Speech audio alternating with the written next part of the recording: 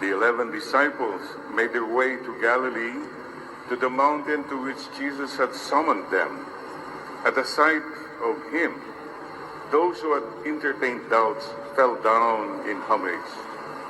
Jesus came forward and addressed them in these words, "Full authority has been given to me both in heaven and on earth. Go, therefore, make disciples of all the nations. Baptize them in the name of the Father, and of the Son, and of the Holy Spirit. Teach them to carry out everything I have commanded you. And know that I am with you always until the end of the world."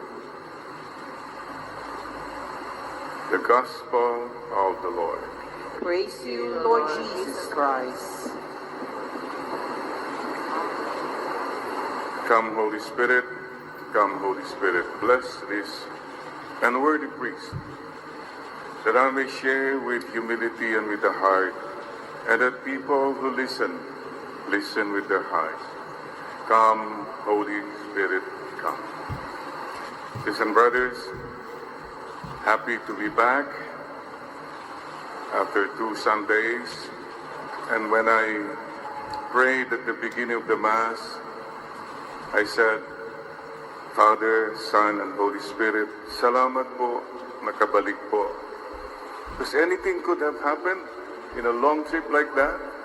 At salamat po, Lord, Father, Son, and Spirit, buhay pa ako ngayong umaga. And Father, Son, and Holy Spirit, reporting for duty. Sana po lahat tayo have that mindset palagi na we have a master. Kung mayroon kang master sa buhay mo, hindi ka mayabang, hindi ka matapang, hindi ka masungit, kasi you are reporting to someone bigger than you. And that's someone who loves you. Wow! Ang daming nangyari. Many changes. When I left, we were all abaniko at mga mainit mga ulo. Mainit. Now, pleasant, malamig-lamig na, maulan-ulan pa. The weather has changed. What else has changed? Tignan mo nga katabi mo, may nagbago ba sa kanya? Na bago ba yung kilay mo? Bago ba yung eyelashes mo? Yan. People change. Things change. But one thing never changes. The love of God never changes. Ang pagmamahal po ng Ama, Anak at Espiritu, hindi po nagbabago yan. Today, we thank God, Father, Son, and Spirit.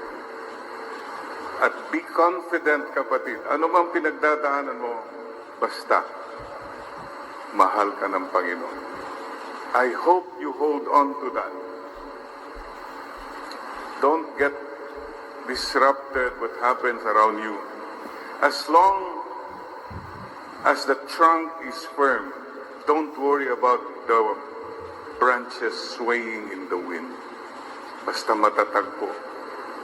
And this is what we'd like to say today. Thank you. The Father, Son, and Spirit loves you. Paki-bless mo ngayon katabi mo. The Father, Son, and Spirit love you. At sabi mo sa katabi mo, mahal ka ng Ama, Anak, at Espiritu Santo. Todo-todo. Walang pagbabago. Pati ang pusa, paano natutay? Sa dito, umahagap din ng pagmamahal ng ating Panginoon. Mga kapatid, please don't forget, yun lang po ang kapitan natin.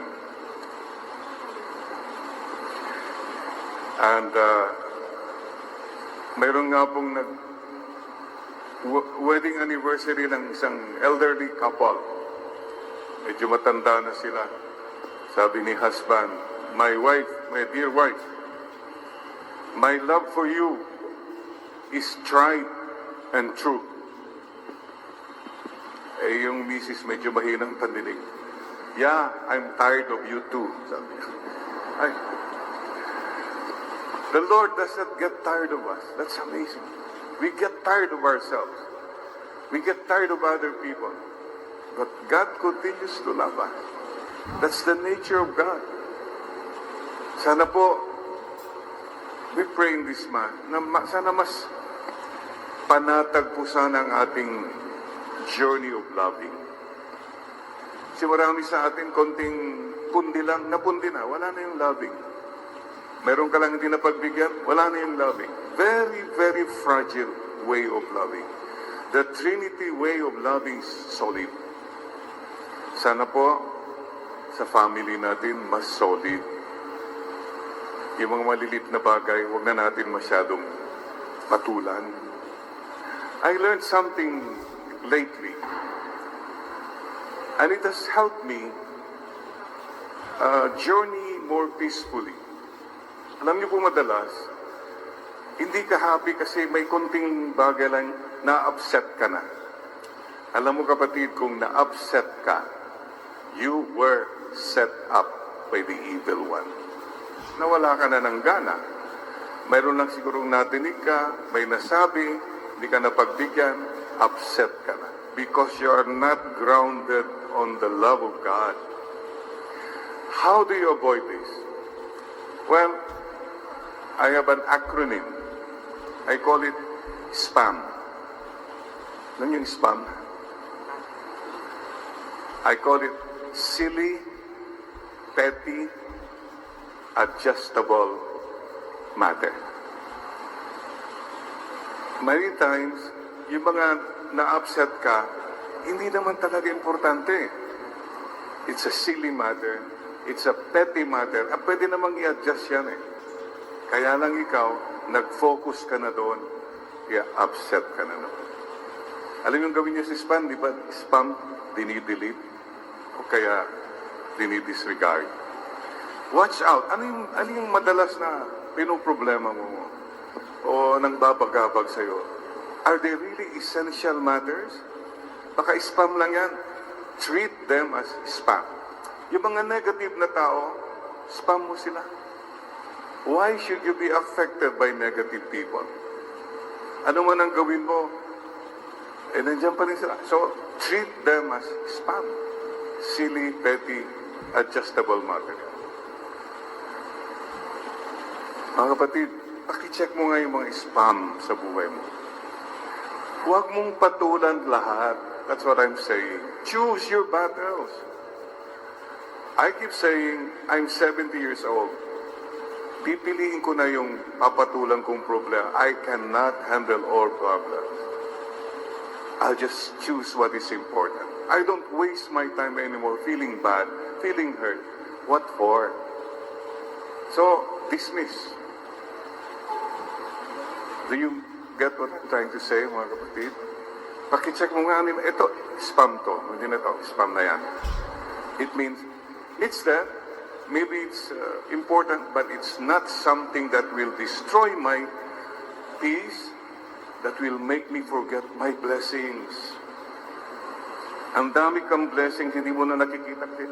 Yung mga maliliit na bagay, yan ang pinapatulan. What's the biggest blessing we have? We're still alive.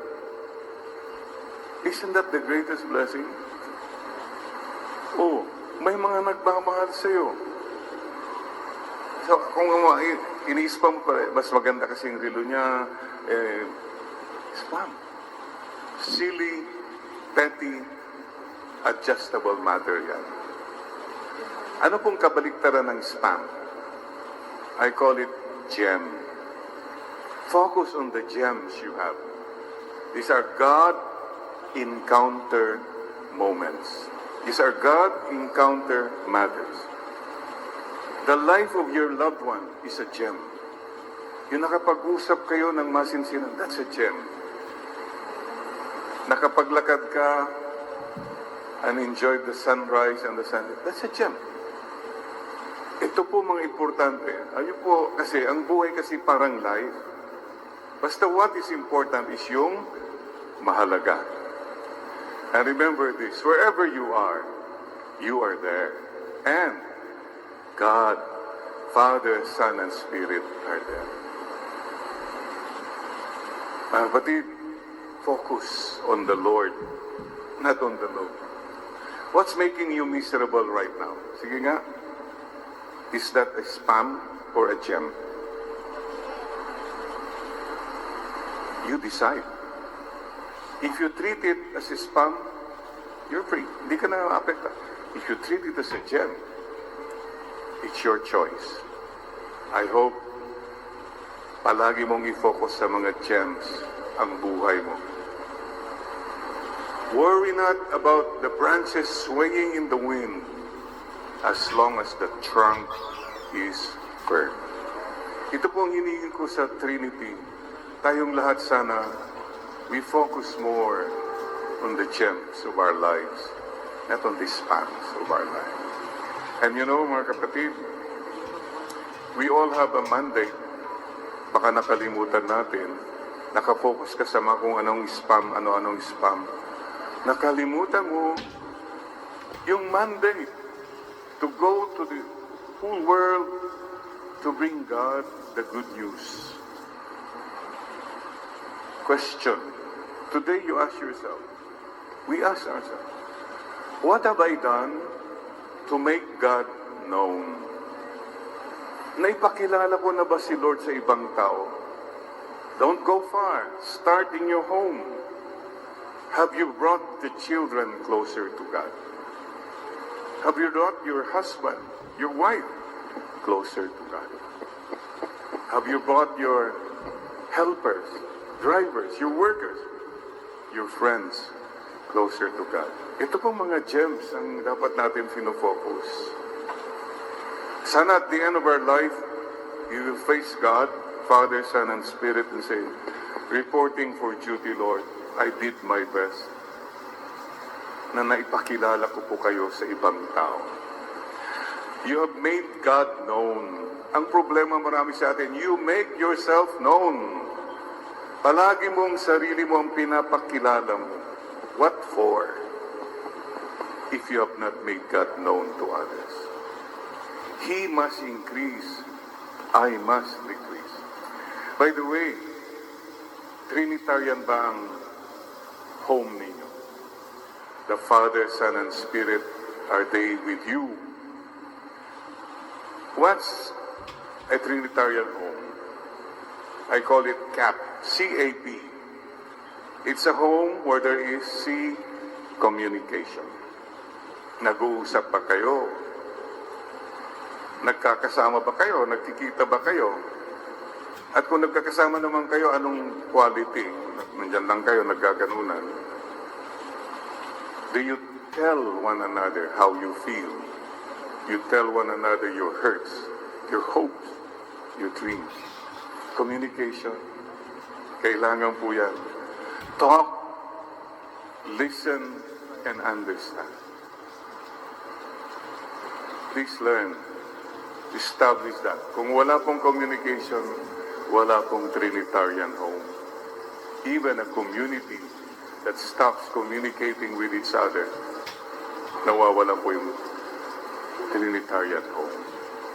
Number 2, C-A, mayroon bang appreciation sa isa't isa?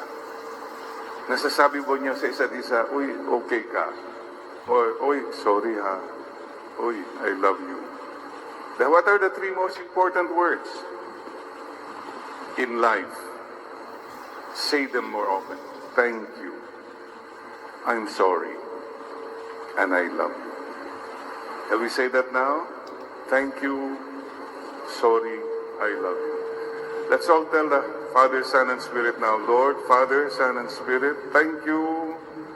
Sorry. I love you. Baka gusto mong sabihin na sa katabi mo rin ngayon, Trinitarian, thank you ha. Oh, sorry. I love you. Then, that captures everything. And one more thing kailangan po in any relationship, any home, any community, be patience. Pasensya lang. You communicate, you appreciate, and you be patient with one another. Why? The Lord does not give up on us. Let's not give up on one another. Let's not give up on ourselves. Mga kapatid, keep that in mind. Cap tayo. Cap. Cap. Amen and amen. Dear brothers and sisters, today, don't forget, mahal na mahal ka ng Ama, Anak, at Espiritu Santo. Remember that I shared with you before ordination, I was asking the Lord, I remember that place in Baguio, Sunnyside Retreat House, bago mag-benediction ng gabi. I was asking, Lord, talaga bang gusto niyong magpare ako? Eh, kung magiging masamang pare ko, kahit huwag na lang po. I was asking the Lord. And I bowed my head. It's a theophany. A theophany is hard to explain. But it's clear to the one who went through it. Parang nakita ko yung Father, Son, and Spirit. Tapos nagsalita yung Holy Spirit. Spokesman. Sabi, you're asking, pinili ka namin? The Holy Spirit said, you know, Jerry, the Father, the Son, and I had a meeting. And we have chosen you to become a priest. Wow! Pinagmimitigan ka pala ng Father, Son, and Holy Spirit. That hit me. Who am I? Kapatid, don't you know na pinagmimitingan ka ni Lord, Father, Son, and Spirit, ano man pinagdadaanan? Right now, siguro the Father, Son, and Spirit are saying, oh, medyo nawawalan na siya ng gana. They are concerned about it. Please don't forget that. Hindi ka basta-basta. Hindi ka just. Mahal ka ng Ama, ng Anak, at ng Espiritu Santo. We bow our heads now and let the Father, the Son, and the Holy Spirit bless you, love you, and embrace you. Whoever you are, whatever you have been, the Father, Son, and Spirit will never stop loving you. That's all. That's all you need to remember. At sana, today, trust the Lord more from now on. And lean not on your own understanding. BTS. Just believe that God loves you. Trust that the Lord hears you and will help you. Surrender everything, everyone, to His loving will and plan for you. Today, in gratitude, tell the Lord, Father, Son, and Holy Spirit, I love you too. Mahal ko rin po kayo, Ama, Anak, at Espiritu Santo. Patawad po sa mga pagkukulang. And Father, Son, and Holy Spirit, the rest of my life, the best of my life, I will delete the spams. I will focus on the gems of my life. And Father, Son, and Holy Spirit, as for me and for my house, we will serve you, O Lord. Father, Son, and Holy Spirit, reporting for duty. Amen. Amen.